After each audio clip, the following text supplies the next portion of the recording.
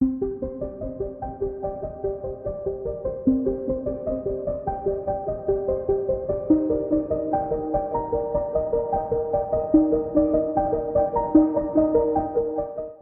kondang Hotman Paris Hutapea geram dengan pengamat politik Roky Gerung. Pasalnya Hotman menilai Roky Gerung sudah menyerang para pemimpin negara.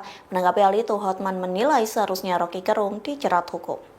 Dikutip dari Warta Kota, kegeraman Hotman Paris diunggah melalui Instagramnya pada Senin 2 Juni. Pengacara kondang itu mengungkapkan kekecewaannya mendengar kabar Prabowo ingin mengundang sejumlah tokoh termasuk Roky Gerung untuk berdiskusi. Namun menurut Hotman, Prabowo hanya membuang waktu berdiskusi dengan Roky Gerung. Pasalnya di mata Hotman, Roky tidak memiliki prestasi. Sebaliknya ia menilai Roky Gerung akan besar kepala jika pertemuan dengan Prabowo terrealisasi. Justru Hotman menilai Roky Gerung seharusnya dijerat hukum. Hal itu karena Roky disebut sudah menyerang para pemimpin negara.